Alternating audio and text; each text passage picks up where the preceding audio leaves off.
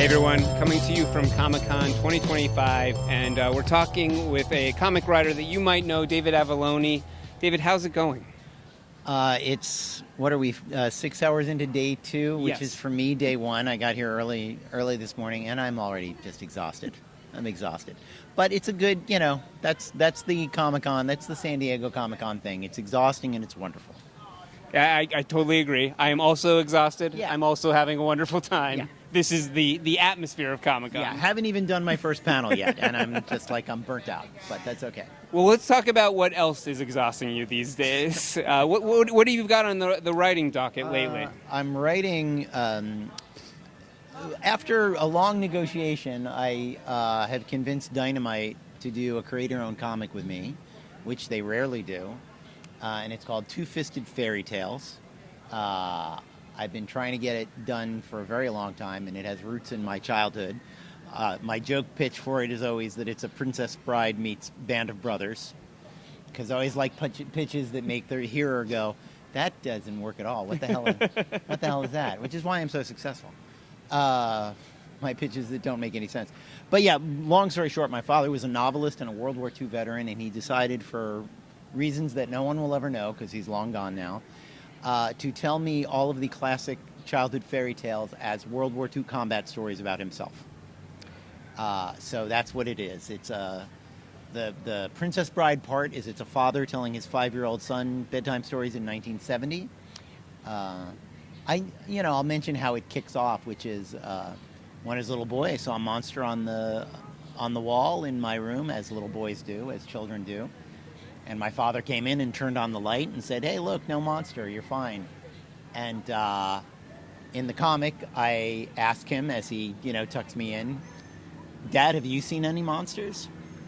And he's a man who fought in the Second World War. So his answer is, actually, yeah. I spent 44 and 45 chasing monsters across Northern Europe in a tank.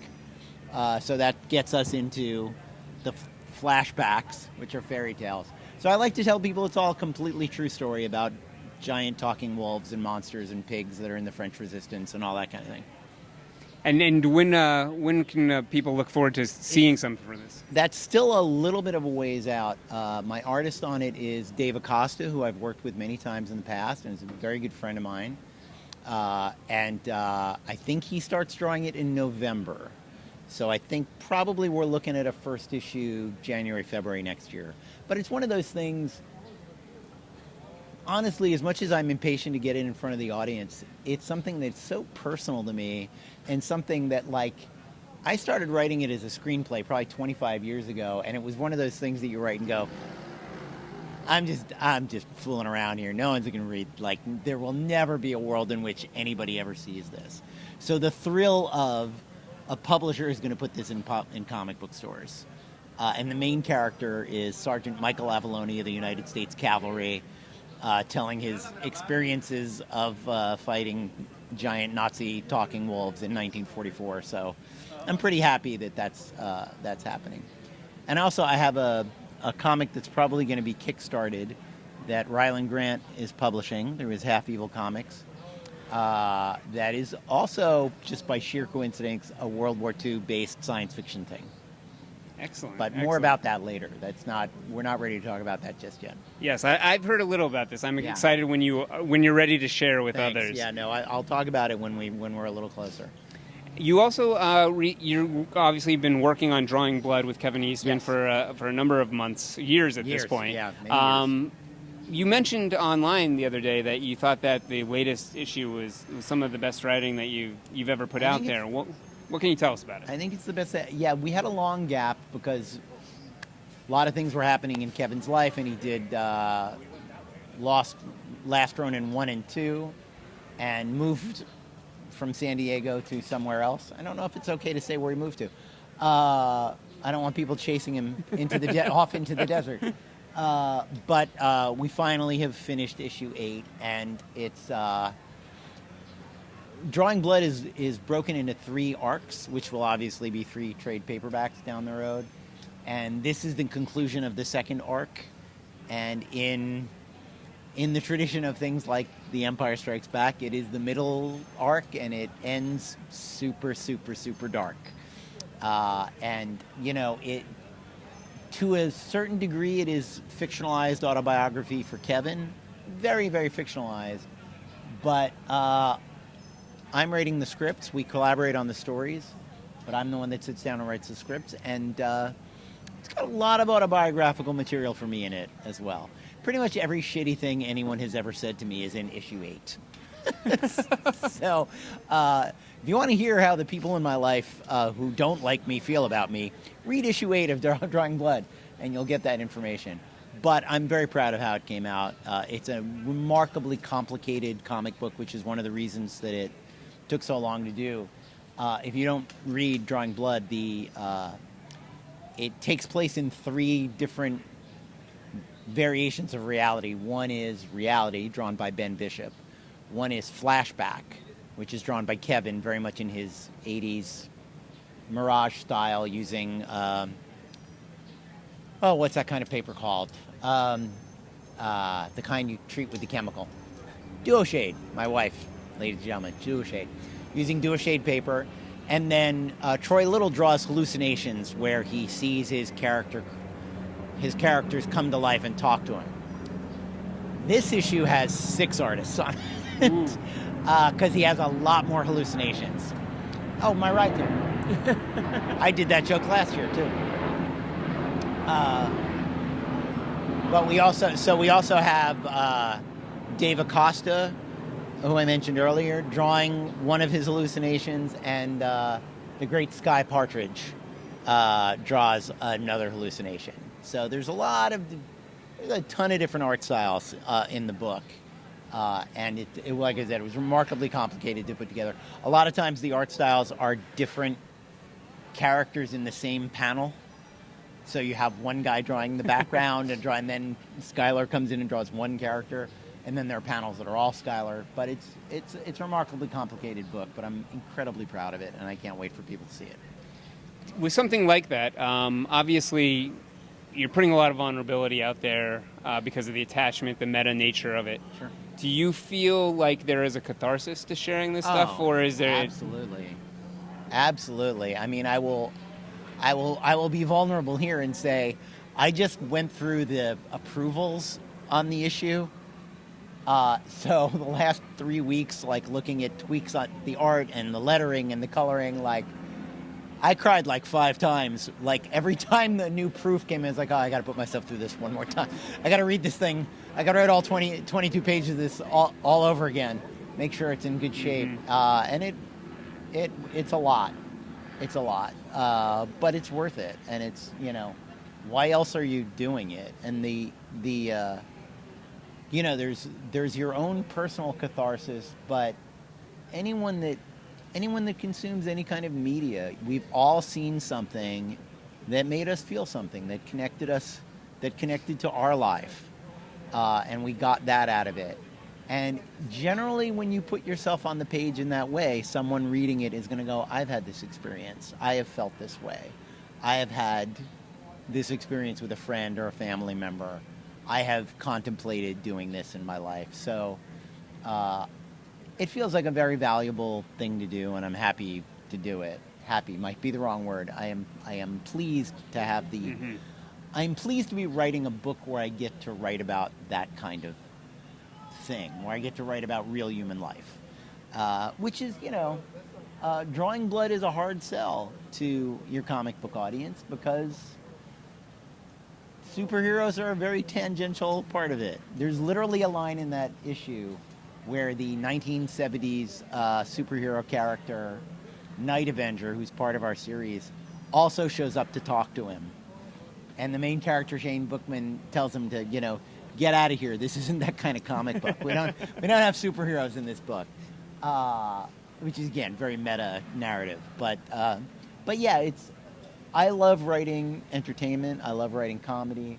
And even in the most, I always feel like even in the most popcorn thing, you still have an opportunity to touch people. But this is like not popcorn to begin with. Not to say it's vegetables. I think the book is funny and it's entertaining and it's, I think the drama is engaging. in a real way. But I also think that, yeah, even in your superhero punch 'em up, you should have.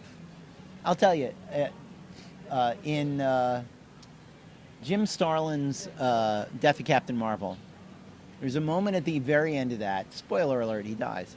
It is called the Death of Captain Marvel, where Captain Marvel meets a metaphorical representation of death, and she has the face of a beautiful woman. And Thanos says something like, "Are you ready?" And Captain Marvel moves his hand over the woman's face, and she becomes just a skeleton.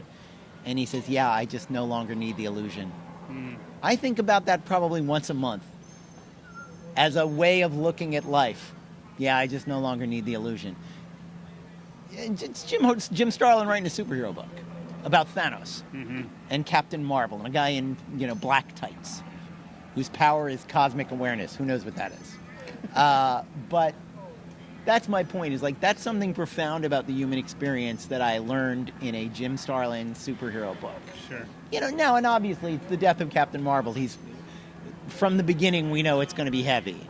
But a lot of people don't put that kind of depth and heaviness in their superhero books, and I think there's no reason not to. If I have a thesis statement to my career and of things that I do, it's that the division between genre and not genre is a false one. Great Gatsby has a murder in it. The difference between The Great Gatsby and The Postman Always Rings Twice is one was serialized in a magazine and one came out in hardcover, and one's about rich people and one's about poor people. But it's still about adultery and murder. Right. Like it's still, and I would argue that James M. Cain is no less a writer than F. Scott Fitzgerald. And when I read Postman Always Rings Twice as an adult, I was kind of mad at all of my English teachers. Like, why is nobody teaching me James M. Cain? Why are they not teaching me Dashiell Hammett? This is the real stuff. This is great literature. So, and this is something, my father was a novelist, and I grew up with his attitude towards work. And the thing about my dad is he never phoned it in. And never phone it in. I've told this story before, but the quickest version of it, he got a job novelizing Friday the 13th, Part 3. He was not thrilled to take on that job for reasons that might be obvious to you. The script showed up, he was too depressed to even read it. He's like, "You look at it." I read it, and he said, "What do you think?" I said, "It's garbage. What do you want from me?" And he takes the script, and he goes down to his study, and silence, and then I hear the typewriter.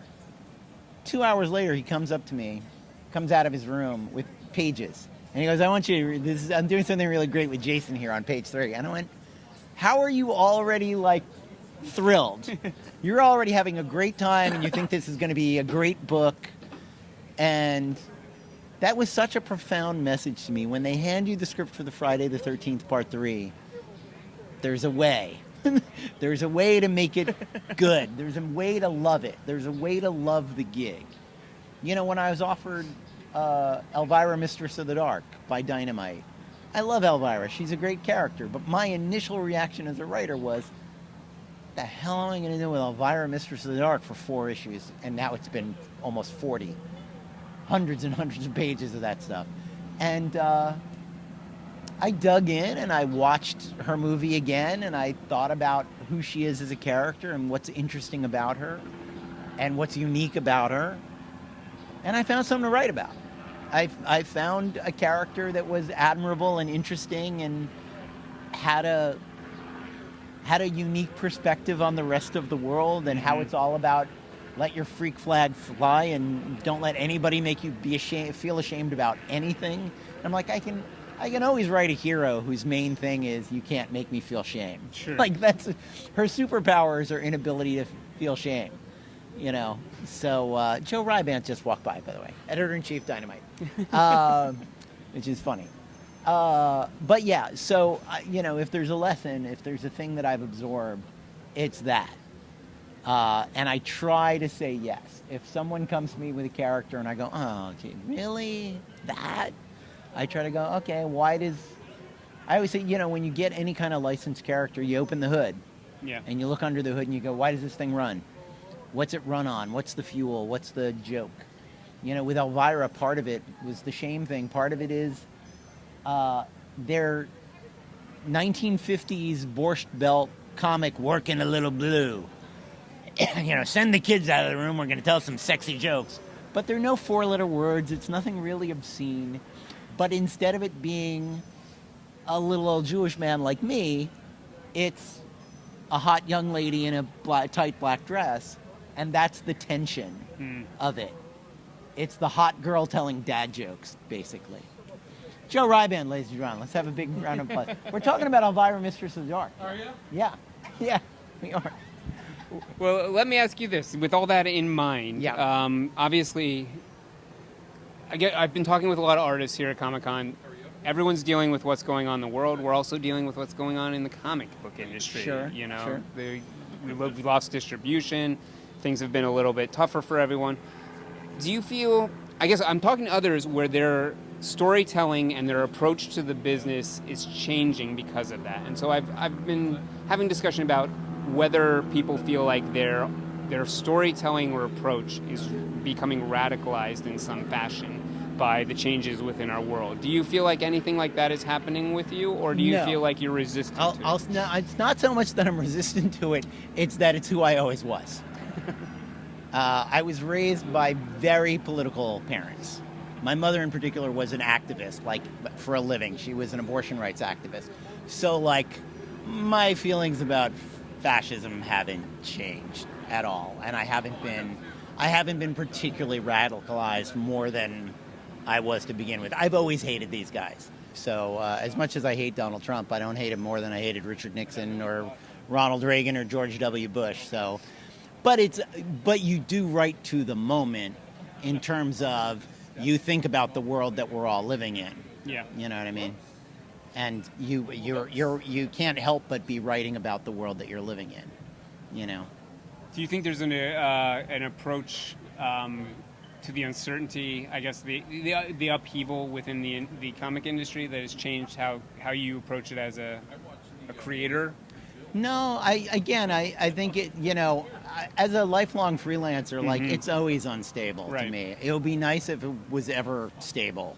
But I can't say that I've ever gotten used to stability, There's almost a comfort in the sense of you roll with the punches. Now everybody's living in hell. How nice is that? But all I can do is put my head down and do the work, and write what's valid to the premise of the piece, Well, before we wrap up, I know you do a number of other things. You write for BATWHEELS, for WB. We've got a podcast or two. What else do people need to know if they're a fan of David Avallone over here? What do they need to know about over here? The easiest thing to do is I just started a Patreon.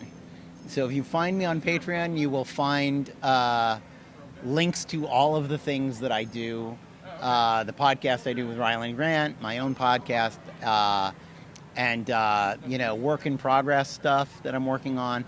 I'm writing prose these days. I have a short story coming out in Best Mystery Stories of 2025 that I'm very proud of. So all of that can be tracked most easily through the Patreon. Excellent. Well, David, thank you so much for talking with us. Thank you, Brian. Always a pleasure talking to you guys. And everyone at home, be sure to follow Fanbase Press and check out fanbasepress.com for more interviews like this one.